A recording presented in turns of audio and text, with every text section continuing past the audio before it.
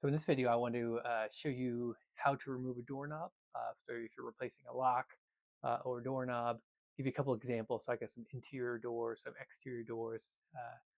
So it can be a little confusing or a little frustrating. I know I've run into that where there's hitting parts you have to remove or different ways to turn the knob or some part of the knob to get access to the screw so you can actually remove that. So again, I'm going to show you a couple different options so that if you're replacing, you can at least get it off and then follow the directions that come with the knob or the lock that you're working on and replace it.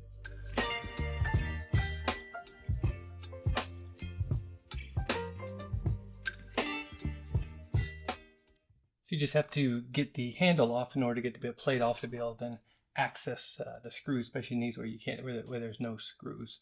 So in this case, it's a hex bolt, or sorry, just needs to come out of here. It's off.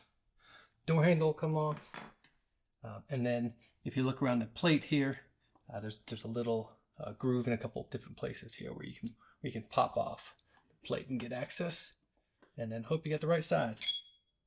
And luckily I did, so we have some screws there. So this is how now you can take those out and get access to, or get both sides off. So now it just takes, you see it's going to be attached on both sides here.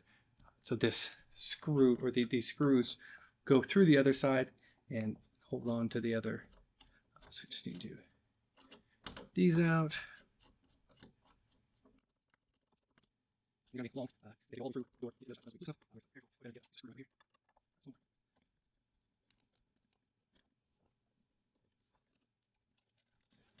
Just a little bit. Case. There's actually the mechanism that locks the door. That's actually stopping it here from coming out. So in this case, I'll just have to unscrew this. And now this is free to release. And so now the whole door, or the knobs are off. And then since they're no longer going through there, you can then unscrew the end. It's just two screws.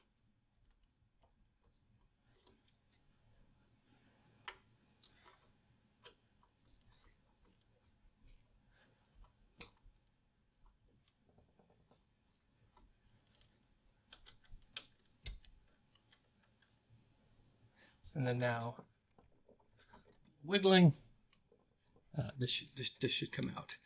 In this case, this one has a piece in there that holds on there. But now you can see this is completely free here. So now we have access to both. So either you can replace it, fix it, whatever you need to do. Obviously, make sure when you go back, so the door goes this way to the jamb. So it's going to be coming in this way. So you want this sloped side here to be able to hit, spring load, go in, and then lock that way. Yeah, obviously if you had it this way, it's going to hit up against it and it won't release. And most of these have, you'll see on here, there's a little way, there's a way you can twist this and actually extend it based on your door type. You might have, this one's obviously too big, so this is pretty obvious that this is not the right distance. But this is the right distance. So you have to change that, especially if it's a new one. Usually they're on the default here, but in case yours doesn't fit, that's usually what it is. So putting it back in, same way, just opposite. Again, this one has a piece in here. This one has to be lined up correctly. So this goes in and gets screwed in before, just to make sure it's all lined up on the inside.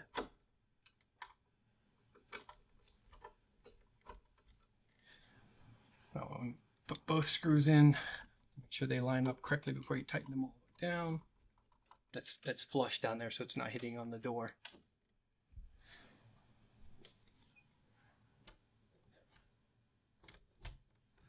And then this is going to go back in the same way. So it's usually aligned in here. There's a square piece or whatever shape yours is. These two pieces generally go in here. This is the other side of where that long screw from the outside is going into here. so you can see the length of it when it goes in, so it can adjust a little bit for the depth.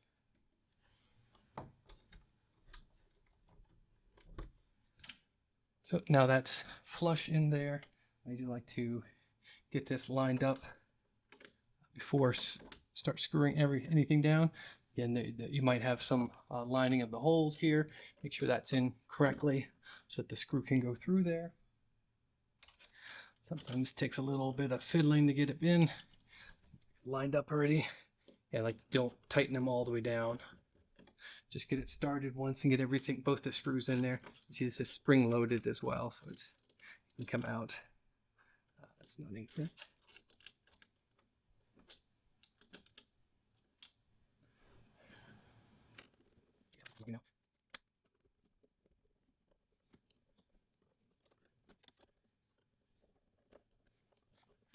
Sometimes you can get these where if you tighten them too tight, it's actually pulling against and pulling the doorknob so that it won't touch it. I don't know if you can see this is doing it a little bit. This one doesn't seem to have that problem, so it's good. We can see it's kind of you can't feel it, but it's sticking ever so slightly. Sometimes you need to back it off just a little bit. You got to find the place where the doorknob will still stay tight, but this mechanism releases correctly. Then so obviously, same thing backwards. This one has the locking mechanism, so that needs to go in there tight. I like to, before putting it all back together, I like to just double check. So locked. Now I can't work. So work in reverse. Go back here. Put this back on. Another thing is if this has a double action locking, this obviously wouldn't, but make sure these little holes are lined up. This is a privacy door for that side, so that part doesn't really matter. So you're just going to put that back on, the plate back on, that back in, put the screw into the hex screw back in here, and you're all done. The other option, or one of the other options, is the external door, and this should not have any way of getting to it from the outside. Obviously, you don't want somebody to be able to take this off, and if this is an external door, so this would be locked. There's usually no way to get to this other than the key, so it's going to be on the inside is how you get access to the door. Not going to show you the whole thing, but give you the same idea of how to get things off. Again, there's another hex key here. Try to find the right size. And you get access to it from the bottom.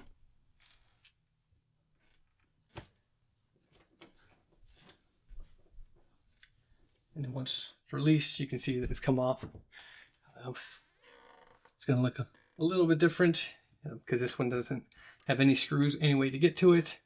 So this is actually a hidden one where this whole piece has to turn, and then you get access to the screws. So not a lot of good options here. Thing is the channel locks, not big enough. They're gonna end up scratching as well. You could try maybe some clamps here. There's a small little clamp. We get the pipe wrench in here. It's obviously going to have enough torque, but can end up scratching as well. So you're going to need to put some protective on it.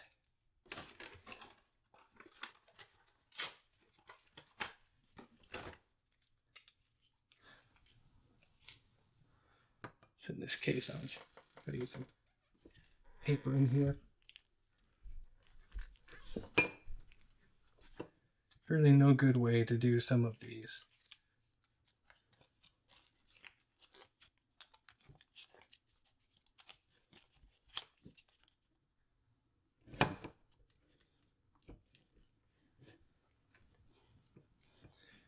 Get it just tightened down enough. Get some torque onto it.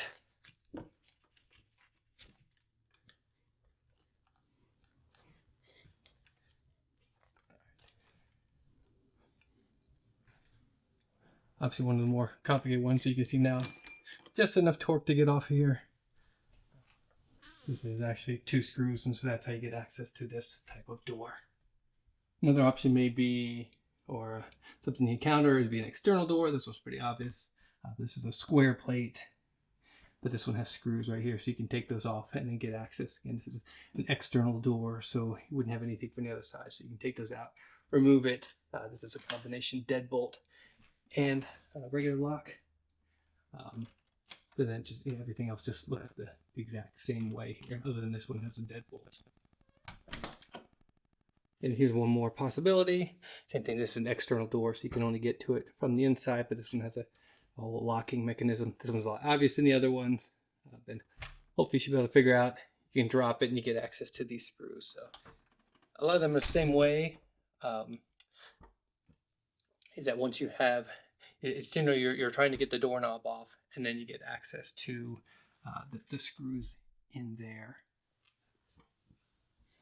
And so again, it's just different combinations of how do you get the handle off to get to the screws, which then takes it off and you get access to the bolt.